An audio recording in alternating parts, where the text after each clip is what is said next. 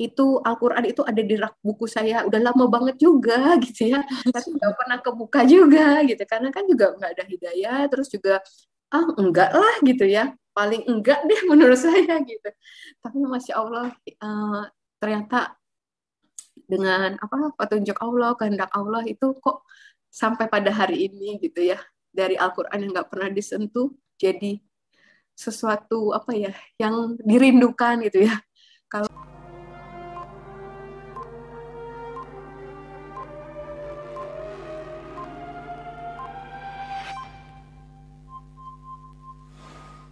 awalnya beliau nanya-nanya kalau misalnya sholat itu berapa rakaat gitu-gitu. Jadi saya bilang dalam hati saya sih, kan dokter Isya kan Kristen ya, maksudnya dalam hati gitu, kok ngapain nanya-nanya gitu. Terus suatu saat beliau beneran ngasih tahu ke saya, katanya, "Bu, saya udah sadar," katanya gitu. Saya sampai nangis gitu, ya Allah gitu. Asyhadu Asyhadu alla alla ilaha ilaha illallah illallah wa asyhadu wa asyhadu anna anna Muhammadan Muhammadan Rasulullah. Rasulullah.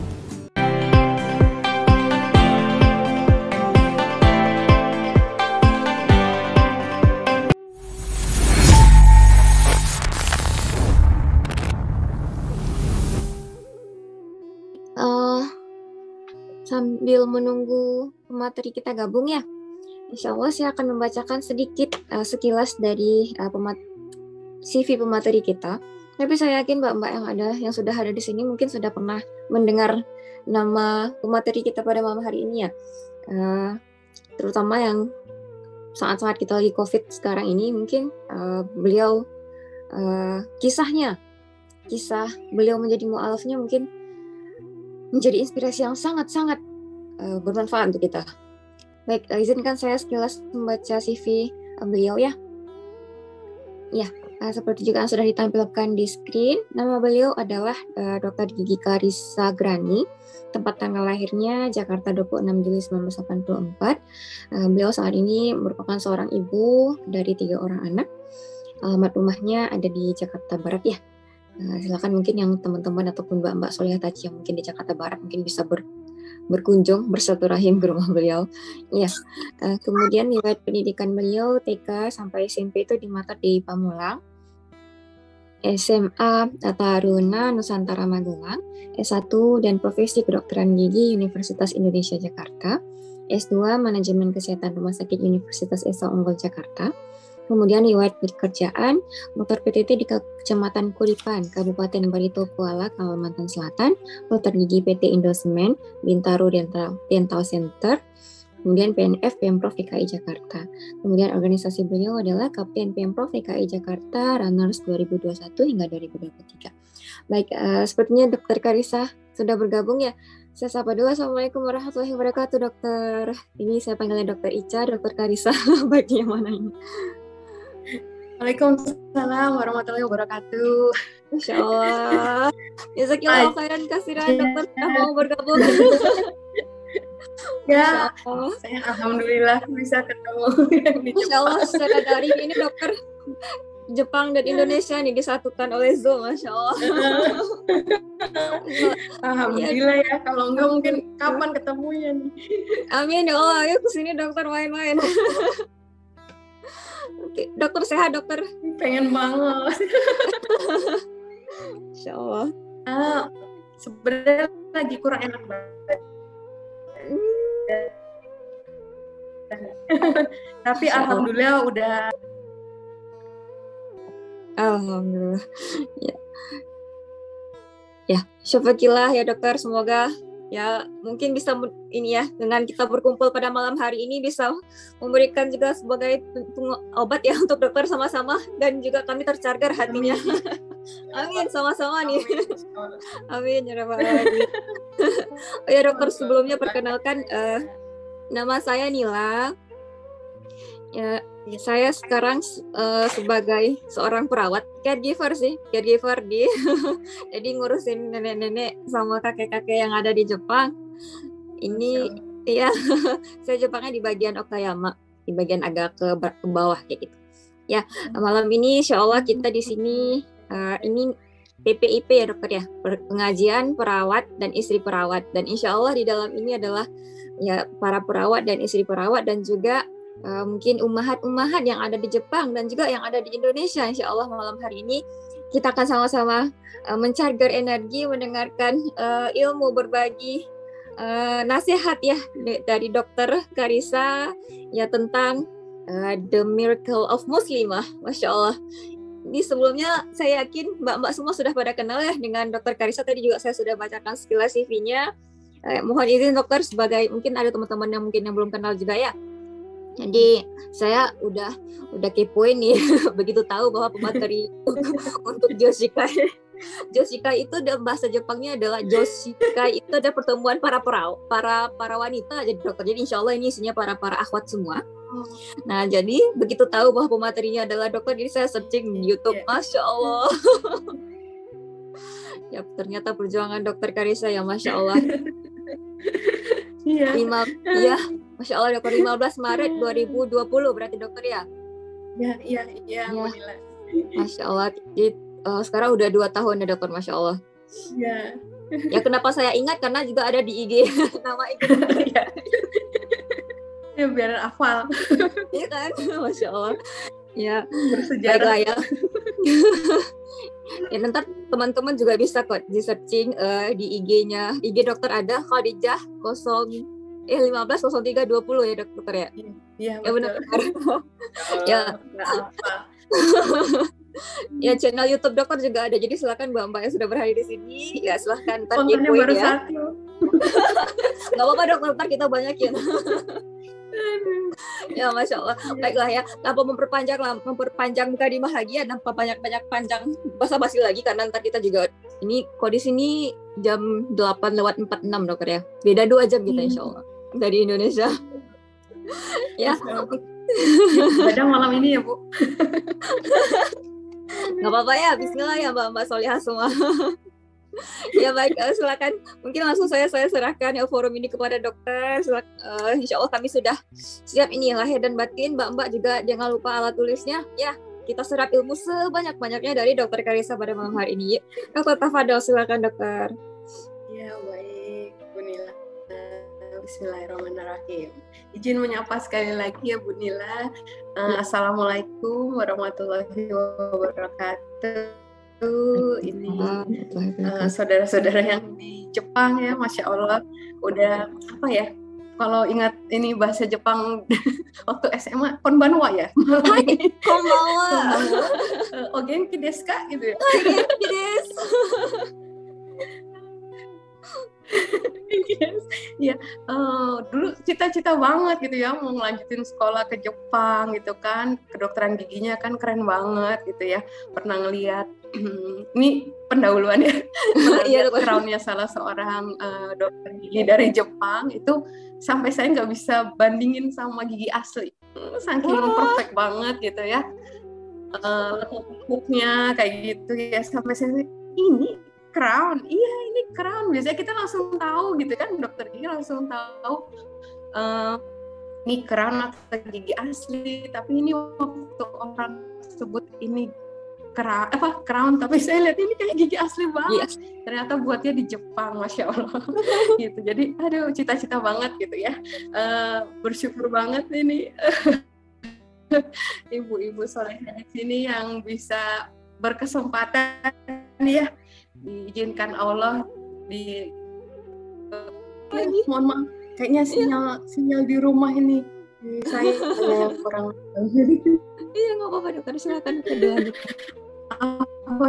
Tadi kepotong sampai mana ya? Udah cerita-cerita pengen ke Jepang. Iya sampai cerita-cerita pengen ke Jepang ya, terus terputus-putus suaranya dokter. Putus-putus sih. Iya. Ya, iya betul. Iya, dulu itu apa namanya, gara-gara nemuin crown di salah satu pasien tuh perfect banget gitu.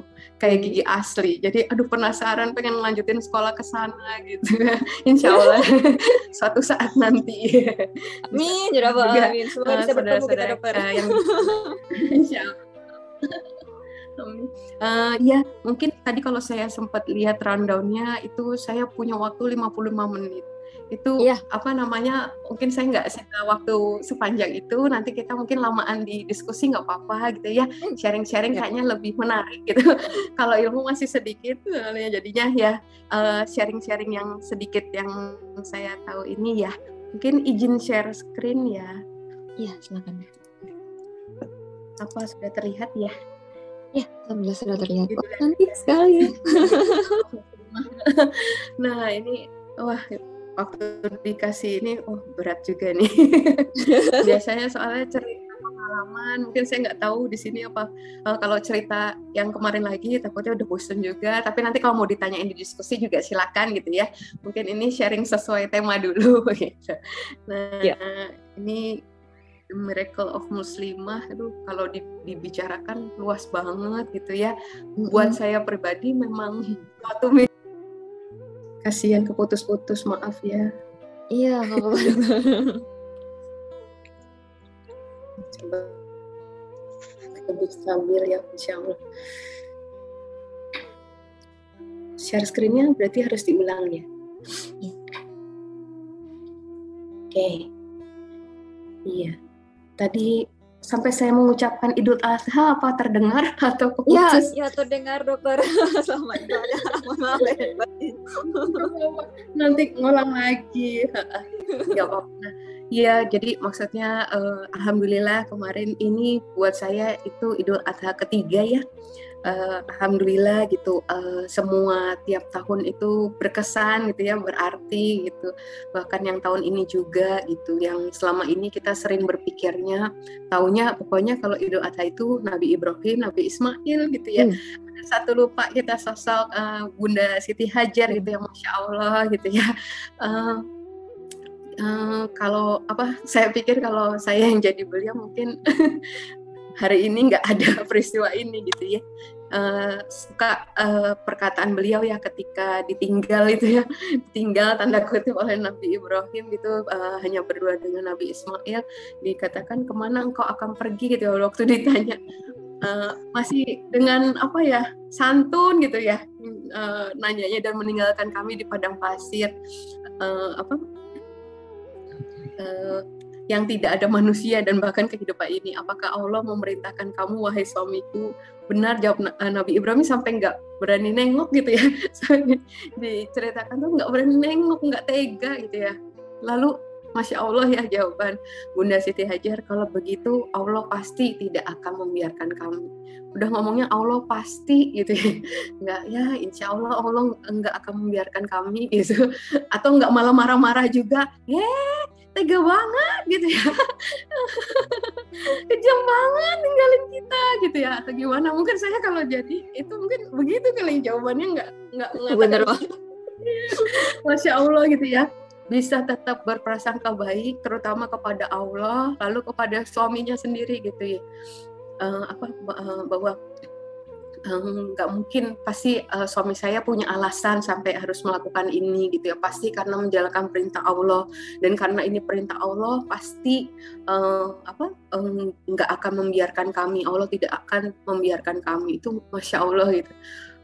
Sebenarnya kalau cerita tentang wanita-wanita gitu ya di zaman Rasulullah di dalam Al-Quran itu Masya Allah gitu, banyak sekali gitu ya yang membuat kita merinding gitu ya. Kenapa bisa ada wanita-wanita yang sampai dirindukan oleh surga ini gitu. Jadi ya mungkin untuk khusus momen setelah Idul Adha ini, masih suasana Idul Adha ini, saya sedikit ambil cerita dari Bunda Siti Hajar. Nah, selanjutnya sebentar. Nah ini kalau kita pikir-pikir gitu ya, saat ini tuh nggak banyak ya perempuan yang menjadi sebab lahirnya sebuah ritual ibadah suatu agama gitu.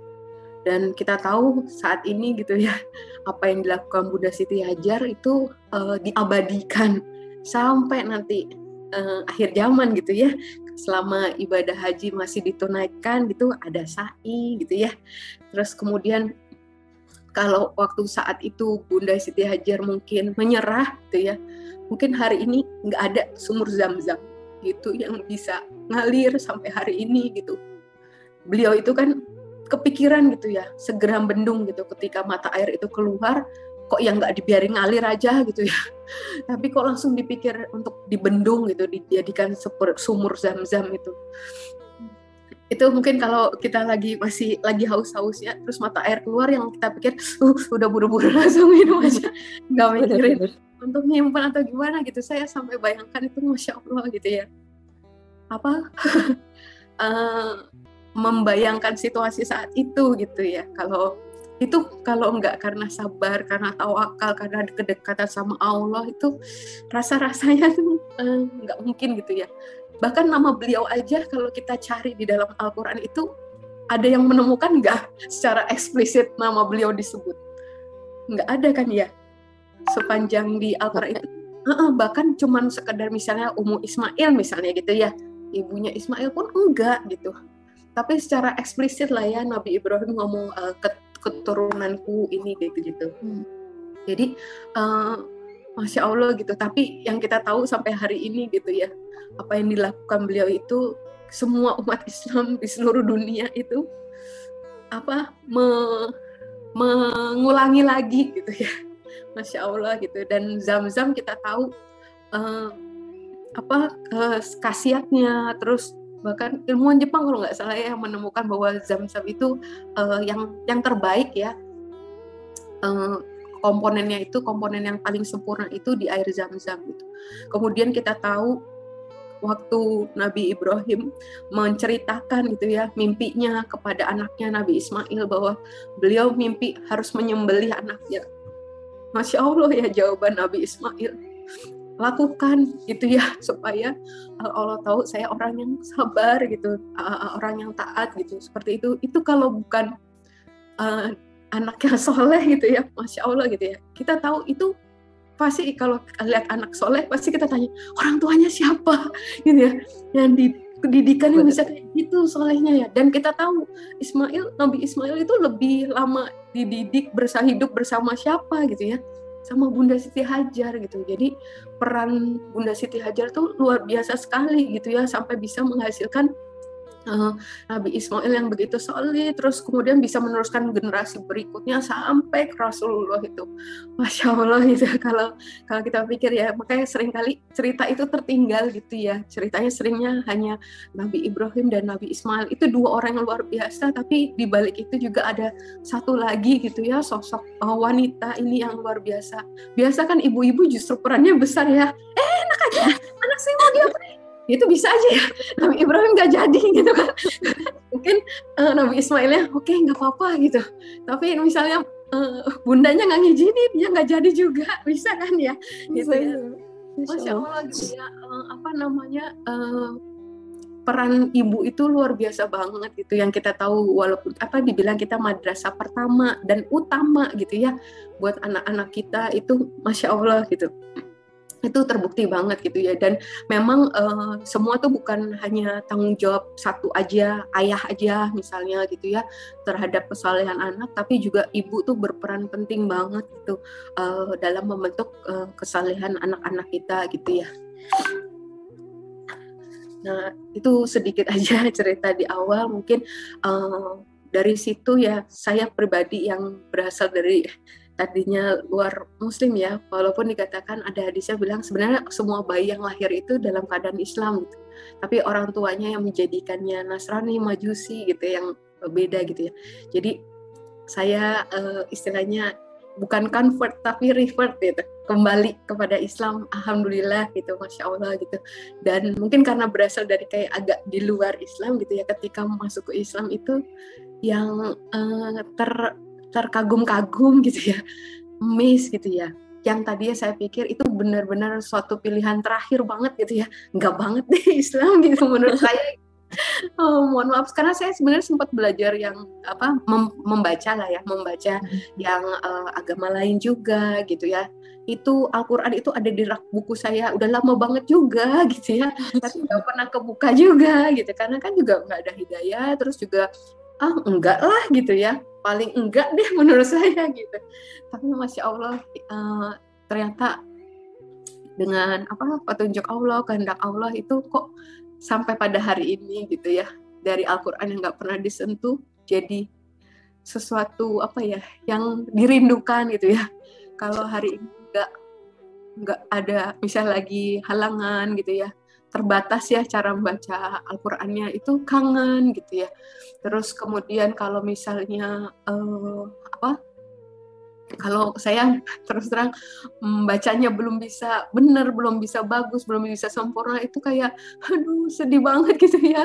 Aduh istighfar juga, aduh takutnya salah, kan katanya salah arti juga kayak gitu-gitu. Itu yang aduh Masya Allahnya gimana Allah menjaga Al-Qur'an ya, kitab yang sempurna ini tuh dengan tajwidnya itu Masya Allah, nggak ada loh di kitab suci lain tuh yang bisa seperti itu ya, panjang pendeknya gitu kan, yang ngaruh panjang pendeknya gitu ya. Saya kirain udah bisa baca huruf hijaiyah udah hebat, Lari itu dokter ya.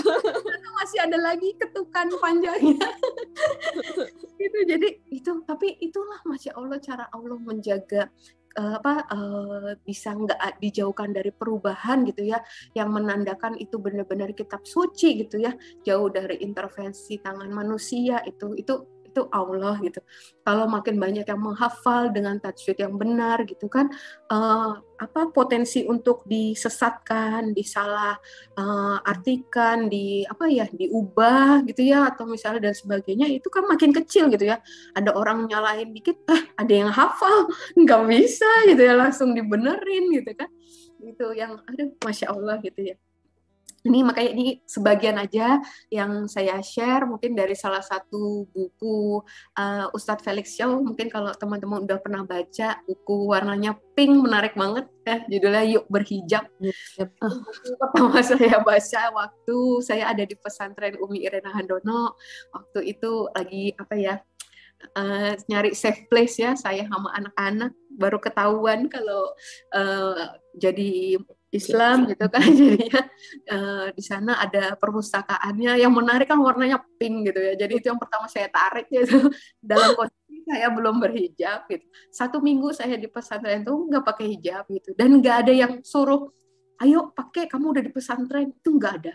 Cuman lama-lama seminggu itu tuh rasanya kok gimana gitu ya, saya nggak pakai, saya itu masih pakai dress setengah betis itu, terus lengan 3/4 gitu, rambut ya kebuka, mengurai aja gitu. Ada Pak Ustadz juga di sana gitu kan, kepala sekolahnya gitu.